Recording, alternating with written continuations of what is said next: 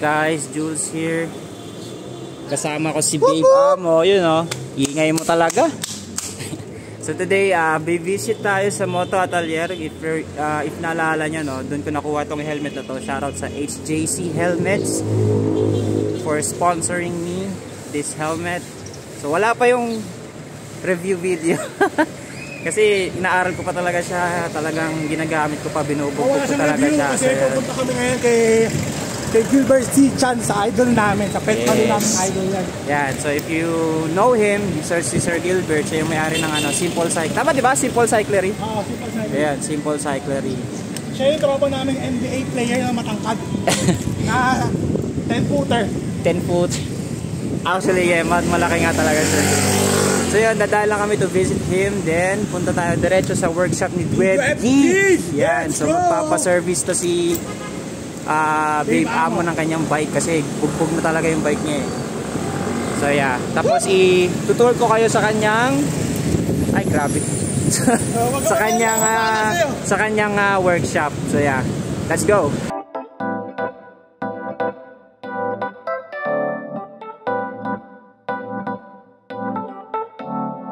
Yun o. Dito na kami sa Moto Atelier.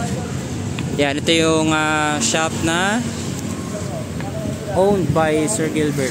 So dati from Simple Cyclery, ngayon to buy motorcycles, diba? So let's go inside. Ano? Oo nga, may si Sir Gilbert napaka-busy pa. Pero yan, nandito kami ngayon ulit. Ngayon, ang dami ng bagong motor, oh. Tingnan mo. Grabe to, laki oh. Ang bigat nito. Kaya mo to? Ang bigat no, grabe no. Bakit lang kaya? Saan? Ito lang. Small battery. Monkey. Yan. Gagi, ang ganda. Ano ba? Motor na ba tayo? Motor na tayo. Ikaw, baka magmo-motor ka tayo. Ito. Ayun yung motor ko yung ginagawa. Saan? Ay, grabe. Yung motor ko yun dito sa kanan. Ay, akala ko yun eh. Ganun na sa maliit. Takbong pogi. Yung bike, yung papaservice namin dito ngayon sa motor shop. Ito yung bike natin. Lalagyan ng oil, men? Oil change? Change oil. Change oil. Ito yung mga sinaservice nilang motor, ang lalaki. O meron ding pan-tricycle. O, pan-tricycle yan, di ba? Oo nga eh. Hindi siya pan-tricycle kasi pinamilikod niya. Ay, oo nga, no. Itong Honda na to. Gaganda. Itong yung malaki. Kaya mo ba yan? Oo, simple lang to eh. 750cc. Sige nga, tabihan mo nga amin. Bibidyoan.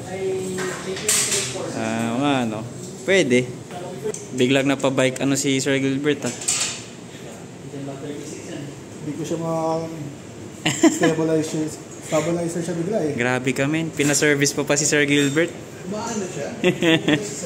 Oo. Parang pag ginano mo, yan may pumipitik siya mag-isa. Ayan na. Pabaya ka kasi Babe Amo eh. Hindi mo inaalagaan bike mo eh.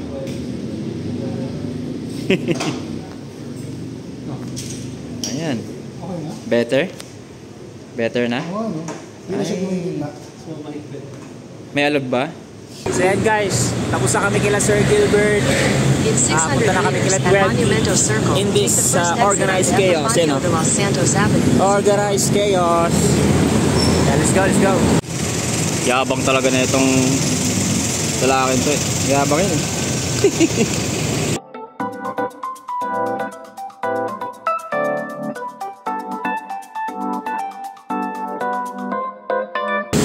Daming motor. Ayan o. Dami.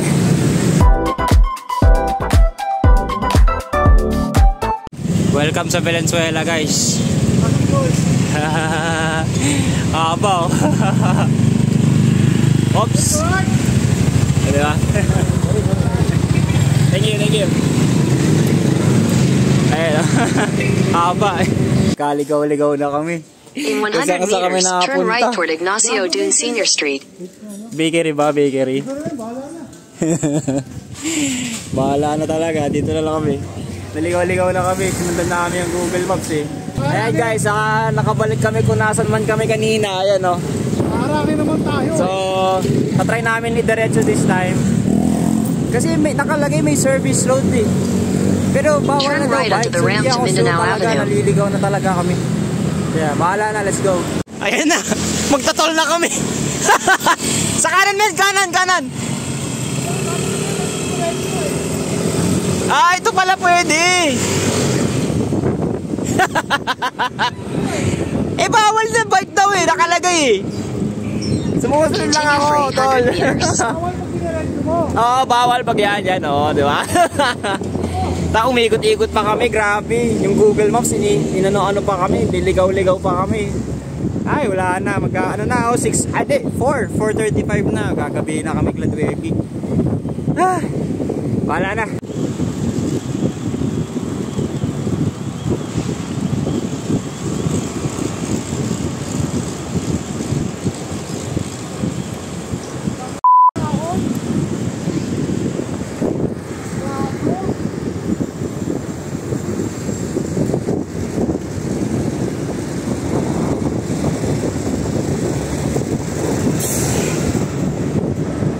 Bye-bye.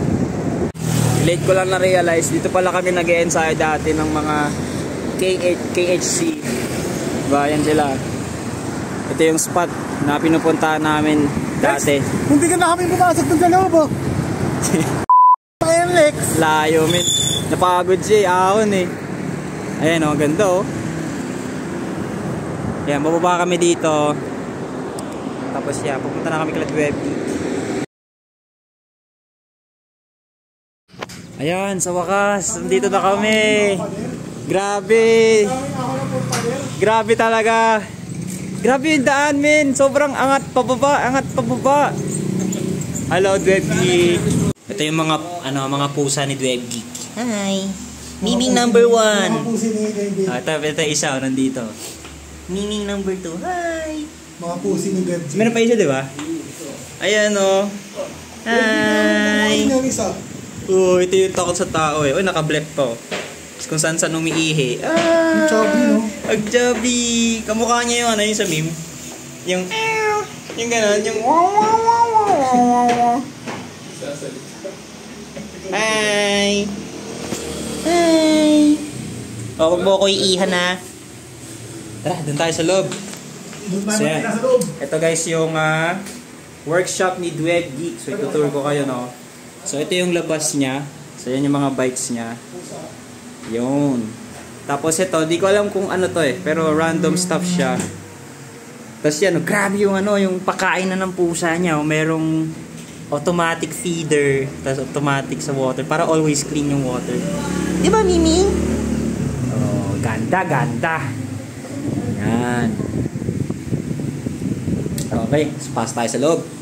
Yan, so ang dami nakakalat na frame set. Yan, tapos ayan, so simula tayo dito. Damn, grabe to. Bre, ito yung Wait lang, isa-isa. Ang dami. Grabe, nakakalula. Nalulula ako, Dwebgeek. Ang dami. Ayan, oh. So, mga codes. M3, M4. Tapos naka-organize siya. Ball cover. Kompleto. Ito yung napapunod nyo sa mga video niya. Akala ko malaki yung pwesto niya, no? Oo nga, no? Ang laki sa video eh. Nakawide angle lang, nakawide angle. Ayan, tapos ito, ayan, mga parts. Ang dami mong parts, ah. Ano to sa customer? Ay, bubbly, oh. Ang ganda, guys. So, ito yung niya, yung parang sa desk bat niya. Tapos, digital scale, Brooks Blue Fight. Iba't ibang klaseng ayan, no? Tapos meron parang scale. Ah, ito yung tumutunog na wow, grabe. Grabe. Ito pa next. Ito yung sa hangin. Okay. Dito siya ng wheels. Ganda mo sa baba, meron pa. Ang ganda. Sa ilalim, meron mo sa ilalim. Ilalim? Ay, oo nga, no? Wow. So, may extra bar siya dito. Oh, wow. Ang ganda. Ang dami extra cogs, oh. Ayan. Grabe, halos lahat park tool. So ito. Dito yung ano, yung parang clamp. Pamputol ng mga steerer tube.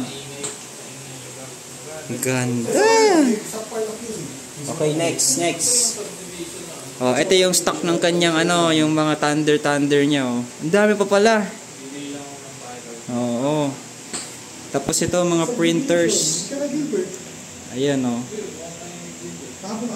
laki. At ito yung legendary camera. Ayan ito yung ginagamit ni DwebGeek para dun sa kanyang mga videos. Yan, almost all of the parts ito, ano niya 3D printed niya So fluffy. Ayan, tapos mga ano to, hindi ko na alam tong mga to mga cables and stuff. Yung mga ano niya, GoPro and stuff niya. Okay. Dito lahat nakalagay, mga camera. Ayan, yung mga chest mount niya, GoPro. May mga mug. Ayan, Selmets. Ayun, ganda Wow. Ganda. Ito ata yung, Ito ata yung ongoing project ni DwebGeek. The project. Kasi mga 3D printers. Dalawa Ay, di, 4. Wow. Ayan, tapos ito yung ano, yung nasa video niya lately. Grabe, in the flesh. Ganda. Grabe talaga. Meron pa pala dun 3D printer. Tapos yung isang PC. Ito yung nakakonect yun dun. Yun. Tapos ano to? Yung mga thunder niya din Ang dami pa. Bulmus bar. Yan, hindi ko na alam to ito ata yung ano, yung pinapakuluan. Hindi. Tapos syempre yung mga bike ni DwebGeek. Oh my god. Damn. Ito yung kanyang Cinelli Gazeta. Ayan Tapos Cinelli Mashworks, Traclo. Ang ganda ng gulong. Ano to? Pirelli? Wow. Saka Hydra. Tapos yung sikat na Shark. Tapos yung Vigorelli Road. Grabe. Tapos yung Tuto. Tapos meron pa siya nakatago, hindi pa buo Grabe guys. And ito pa pala, hindi ko napakita ito mga cleaners.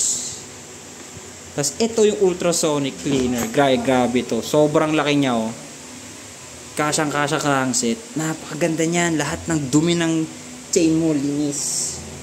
Yan. So if you're someone na gusto magpabuo ng bike or gusto magpa-overhaul, magpa-service, anything related sa bicycles and you want to service out, parang yung Tsunami SNM100 na to, which is yung sa video niya last time, dito na kayo kay DwebGeek Punta lang kayo sa rideyugia.com para magpa-book ng appointment dun sa kanyang service and check out kung ano pa yung iba niyang on sale na stuff. Meron siya mga t-shirts, meron siya yung thunder na nilalagay sa valve cap.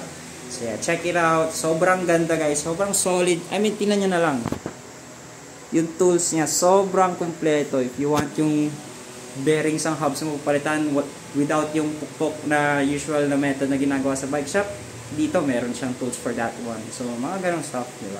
Check it out. And thank you for watching. I'll end the vlog here. Paggabi na, gusto ko magpahinga, pagod na kami. Grabe talaga yung daan, sobrang up and down and everything. So yeah, thank you for watching guys. Sorry kung ngayon lang ulit nakapag post ng video. Nag-recover kasi ako lately. Yung left leg ko sobrang sumasakit talaga siya, lalo yung muscle niya. So I'm taking it easy lately. Magpapahinga talaga ako, pero soon I think makakabalik na ako sa usual self. So yeah, see you on the road. Peace out. Bye bye.